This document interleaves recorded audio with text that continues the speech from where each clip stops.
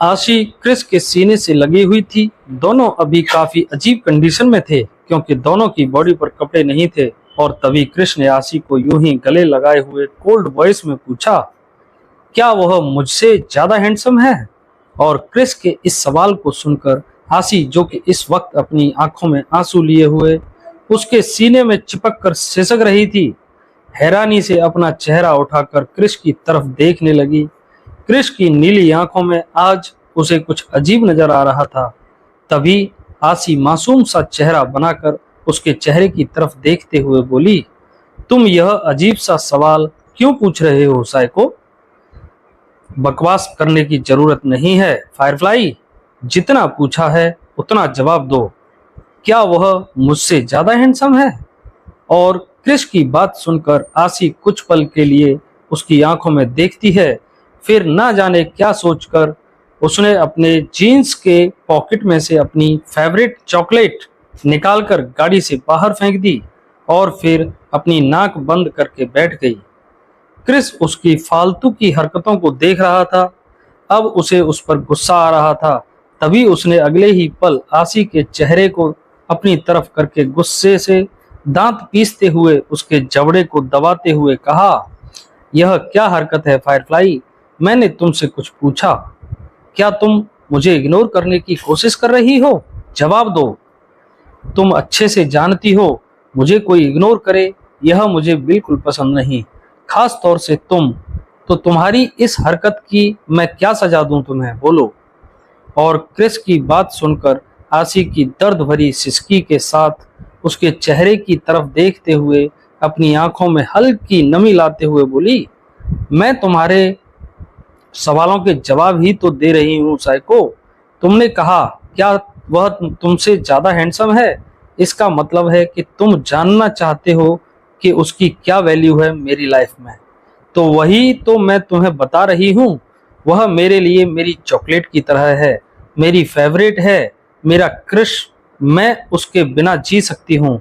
मेरी लाइफ में एक सुई के बराबर भी फर्क नहीं पड़ेगा, लेकिन तुम मेरे लिए मेरी सांसें हो, मेरे पति, मेरा प्यार, मेरी जिंदगी हो। तुम्हारे बिना मैं एक सेकंड नहीं रह सकती। वह सिर्फ मेरे लिए मेरे फेवरेट कार्टून कैरेक्टर्स की तरह है, जो मुझे अच्छा लगता है। लेकिन मैं तुमसे प्यार करती हूँ साइको, बहुत ज्यादा, अपनी जान से भी ज्यादा। तुम्हें लगता है वह हैंडसम है इसलिए मैं उसे पसंद करती हूँ? अरे वह मेरे पापा की उम्र का है। मुझे सिर्फ उसकी एक्टिंग अच्छी लगती है, उसका डांस अच्छा लगता है। मैं उसे नहीं भी देखूं फिर भी मैं जी सकती हूँ, लेकिन तुम्हारे बिना तो नहीं जी सकती ना। तुम ही बताओ, तुम भी तो एक्टर हो। मूवी में तुम न जाने कितनी लड़कियों से चिपकते रहते हो, उन्हें किस भी करते हो, लेकिन तुम उनसे प्यार तो नहीं करते। तुम मुझसे प्यार करते हो, मैं तुम्हारी वाइफ हूँ। तुम यह सवाल मुझसे पूछ रहे हो कि तुम हैंडसम हो या नहीं, जबकि इस बात का जवाब तुम बहुत अच्छे से जानते हो कि तुमसे ज्यादा हैंडसम पूरे अमेरिका में कोई नहीं है। और रही बात मेरी, तो मुझे फर्क नहीं पड़ता कौन हैंडसम है और कौन नहीं। मुझे सिर्फ तुमसे फर्क पड़ता है और तुम्हारे प्यार से फर्क पड़ता है। मैं मानती हूँ पहले मुझे ऋतिक रोशन अच्छा लगता था क्योंकि मैं बच्ची थी। अपने निचले होठ बाहर की तरफ निकाल कर आशी बोली, हाँ बच्ची मैं अभी भी हूँ, लेकिन अब मेरा क्रश बदल गया है। मेरा क्रश मेरा प्यार है, मेरा सुपर हैंडसम प्यारा साइको, जो सिर्फ मेरा है, जिसे मैं सबसे ज्यादा प्यार करती हूँ, खुद से भी ज्यादा। कहते हुए आशी एक बार फिर क्रिश के गले से लग गई और बंदर के बच्चे की तरह चिपक गई। तुम्हें पता है, आज तो मैं इस कंसर्ट में आना भी नहीं चाहती थी, लेकिन नताशा की खुशी के लिए मौसी ने हम सब बच्चों को यहाँ भेज दिया, क्योंकि नताशा काफी दुखी रहती है। उन्हें लगा था यहाँ आकर उसका मूड फ्रेश हो जाएगा, वरना मुझे तुम्हारे अलावा अब कोई भी अच्छा नहीं लगता। I love you psycho, I love you, I love you, I love you, बहुत सारा। कहते हुए आशी क्रिश के पूरे चेहरे पर किस करने लगी और क्रिश ने अपनी नीली आंखों से एक बार फिर आशी की काली आंखों में देखते हुए कोल्ड वॉइस में पूछा, तुम सच कह रही हो? क्योंकि निक ने तो कुछ और ही कहा था कि तुम खुद कंसर्ट में आना चाहती थी। अभी निक का जिक्र सुनते ही आशी ने मुंह बनाते हुए क्रिश से कहा, क्या निक के बच्चे ने ऐसा कहा? ओ, तुम कैसे उसकी बातों में आ गए? वह निक का बच्चा तुम्हारे हाथ से मेरी पिटाई करवाना चाहता है, क्योंकि तुमने उसे सुबह डांटा था ना। मेरी वजह से जरूर वह इस बात का बदला ले रहा होगा। यह निक का बच्चा मेरी चटनी बनवाना चाहता है तुम्हारे हाथ से। कृष आसी की आंखों में सच्चाई देख रहा था। यह बात तो वह भी जानता था कि आसी उसे बहुत प्यार करती है। वह अपनी नीली आंखों से उसे देखते हुए ना जाने क्यों, लेकिन अब थोड़ा सुकून महसूस कर रहा था। और अब आसी मासूम सा चेहरा बनाकर उसे देखते हुए बोली, अरे तुम्हें मुझ पर यकीन नहीं है? अरे बाबा, मैंने कहा ना, मैं सिर्फ तुमसे प्यार करती हूँ। अच्छा ठीक है, मैं तुमसे वादा करती हूँ, आज के बाद मैं ऋतिक रोशन को तो दूर, दूसरे किसी भी हीरो का नाम भी नहीं लूंगी, उनकी मूवी भी नहीं देखूंगी। अब खुश? लेकिन मैं तुम्हारी मूवी भी नहीं देखूंगी, क्योंकि तुम दूसरी लड़कियों के करीब जाते हो और मुझे अच्छा नहीं लगता, मुझे रोना आता है। अब फाइनली आशी की बात सुनकर कृष पूरी तरह सेटिस्फाई हो गया था। उसने भी आशी को जोर से अपने सीने से लगा लिया और अपनी आंखें बंद करते हुए कहा, इतना काफी नहीं है, अब तुम्हें चॉकलेट नहीं मिलेगी, क्योंकि तुम ही ने कहा था ना कि तुम चॉकलेट के बिना रह सकती हो, लेकिन मेरे बिना नहीं।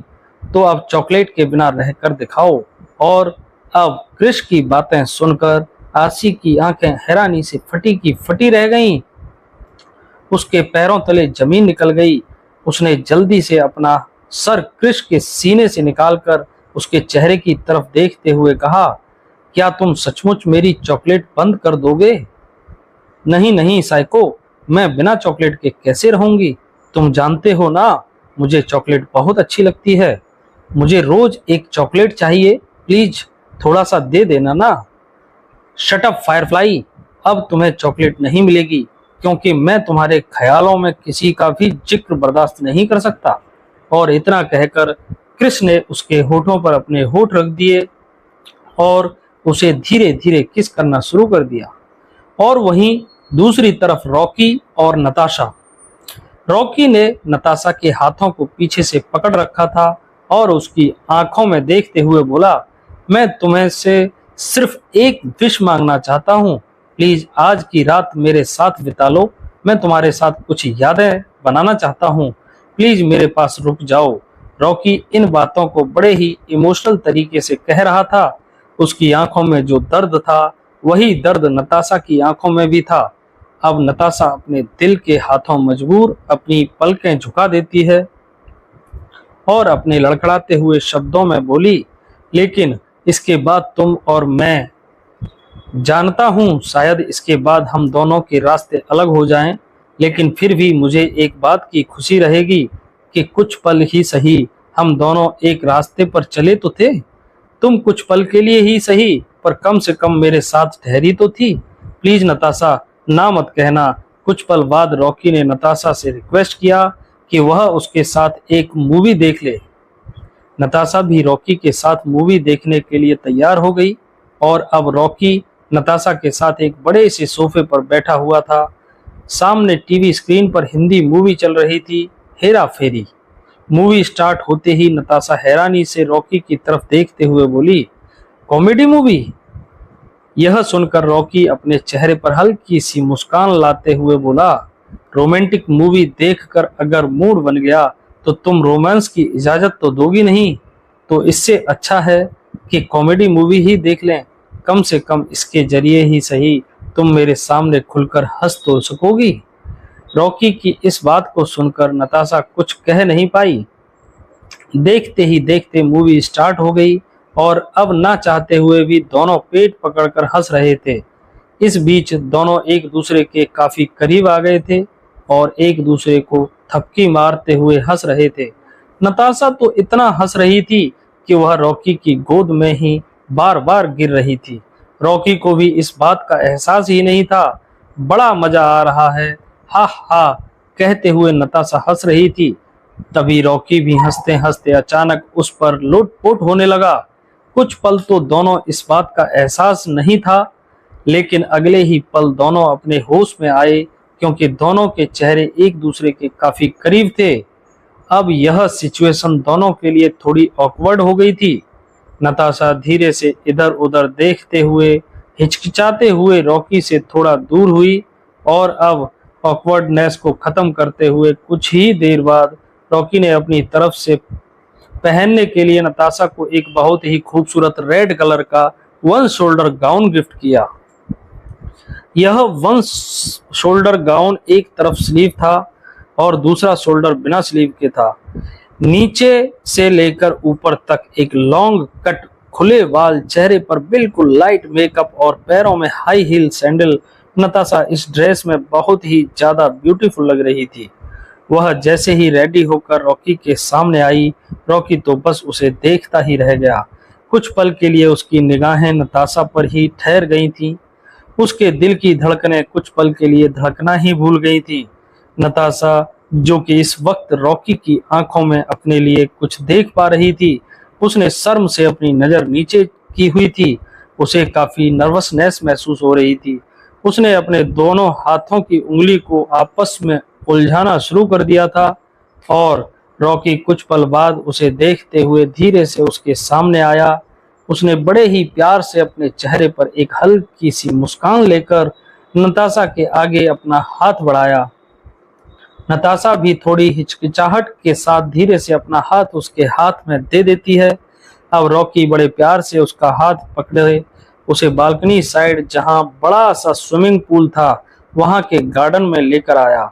गार्डन में खुले आसमान के नीचे एक छोटा सा स्टेज की तरह बना हुआ था, जहां चारों तरफ वाइट कलर के पर्दे लगे हुए थे और उसके बीच एक गोल टेबल, जिस पर वाइट टेबल सीट बिछी हुई थी और उस पर खाने की कुछ डिश, एक छोटा सा फ्लावर वॉश जिसमें गुलाब का फूल रखा हुआ था। उस टेबल के ठीक सामने 2 चेयर थीं। अब रॉकी बड़े प्यार से नताशा को वहां लेकर आया और उसके लिए एक जेंटलमैन की तरह कुर्सी पीछे की तरफ पुल की।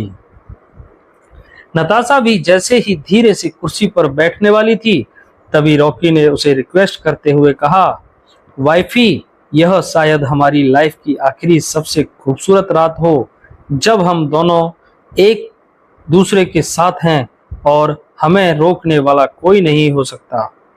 इस रात के बाद हम दोनों एक दूसरे को देख भी ना पाएं, लेकिन तुमसे एक छोटी सी रिक्वेस्ट है।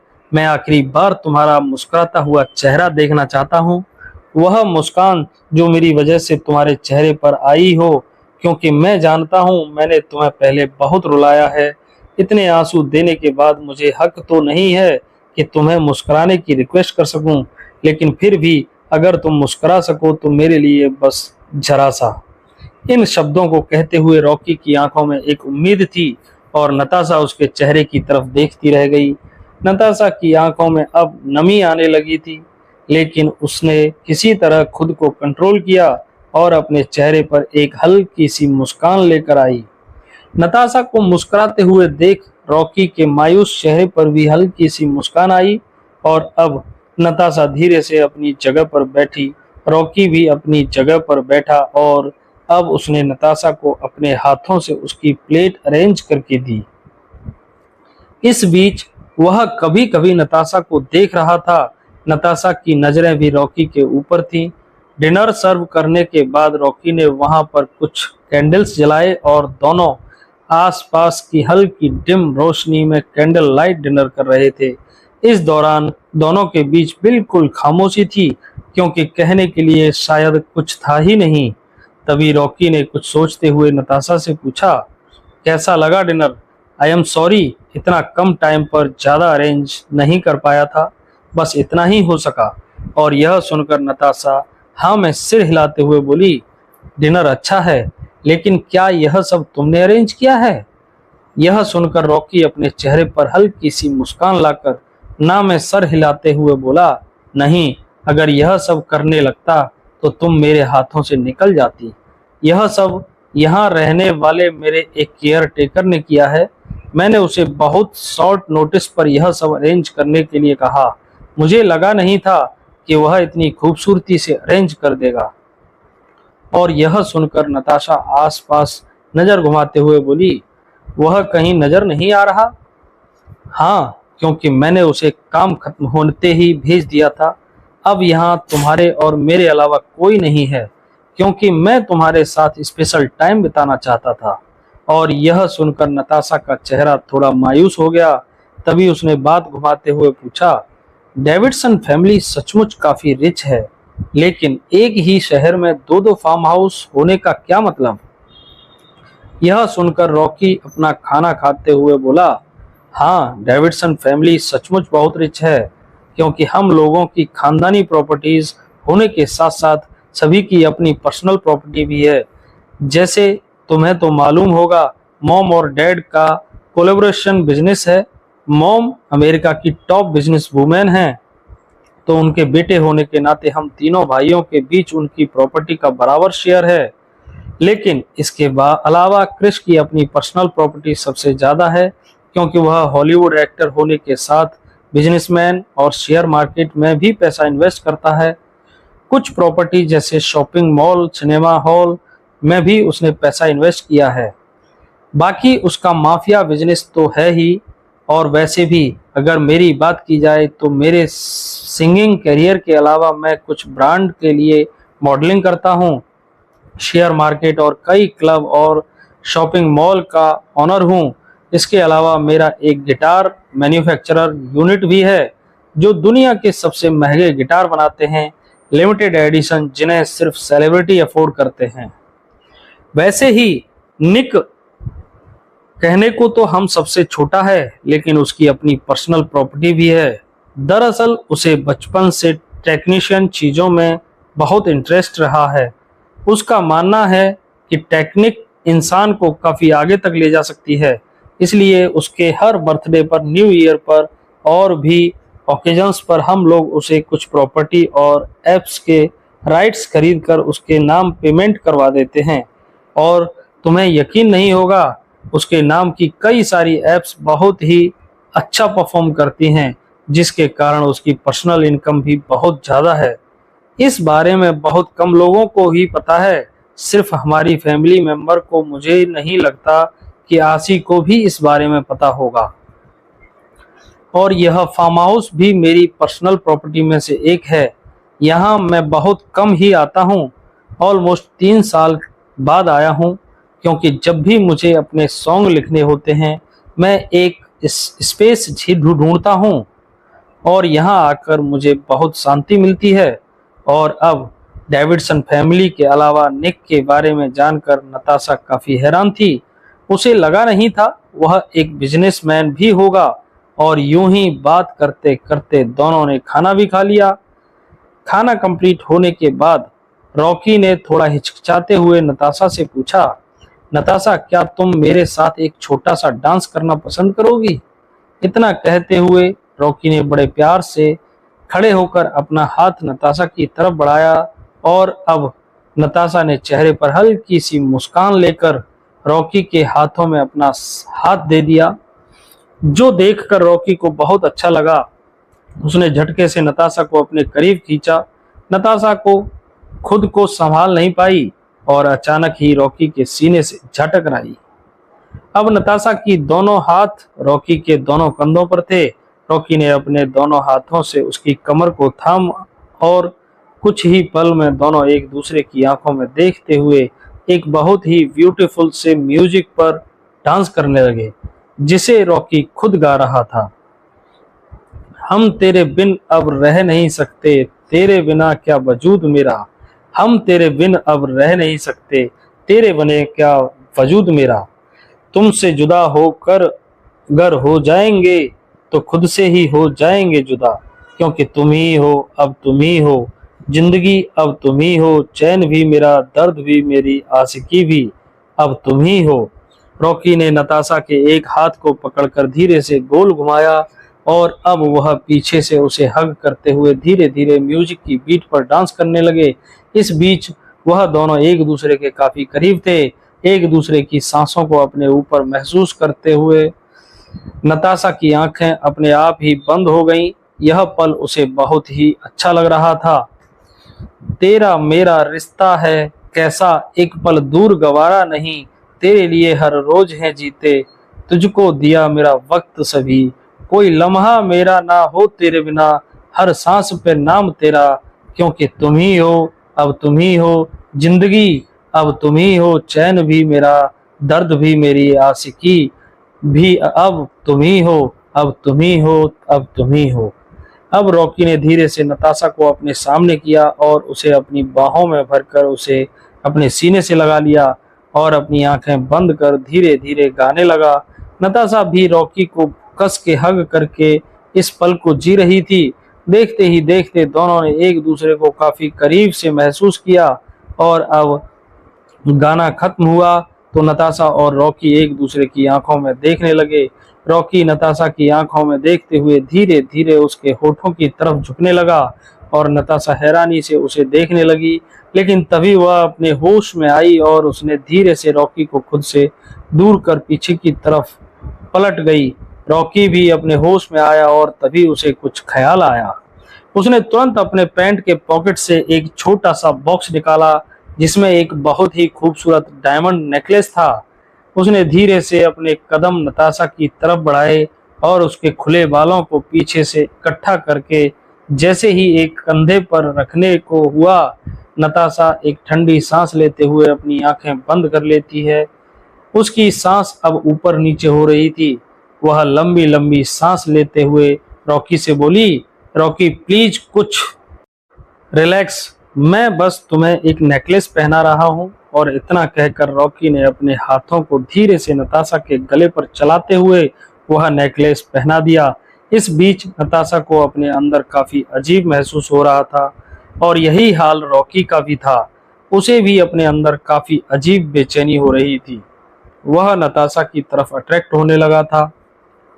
वह खुद को कंट्रोल करने की कोशिश कर रहा था लेकिन फाइनली वह नहीं कर पाया। उसने धीरे से अपने सुलगते होठ नताशा के कंधों पर गले पर रखना शुरू कर दिया। नताशा जो कि अब तक अपने दिल की धड़कनों को संभालने की कोशिश कर रही थी, वह और भी लंबी लंबी सांस लेने लगी लेकिन वह चाहकर भी रॉकी को खुद से दूर नहीं कर पा रही थी। उसकी पकड़ अपने गाउन पर कस गई थी।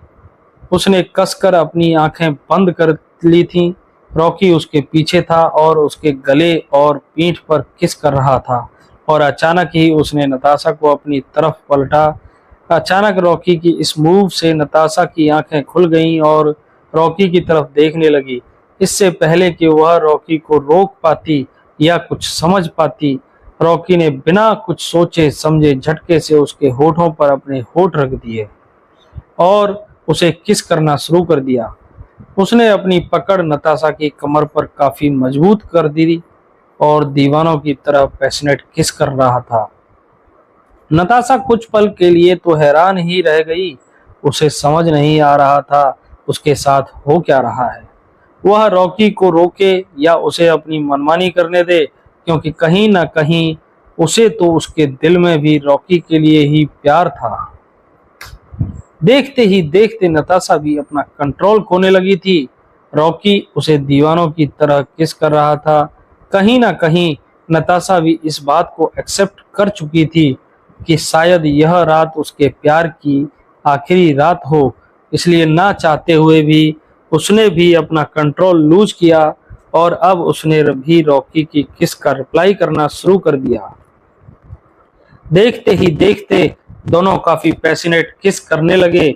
उन दोनों की किस इतनी पैशनेट थी कि दोनों उस पूरे एरिया में चक्कर काट रहे थे।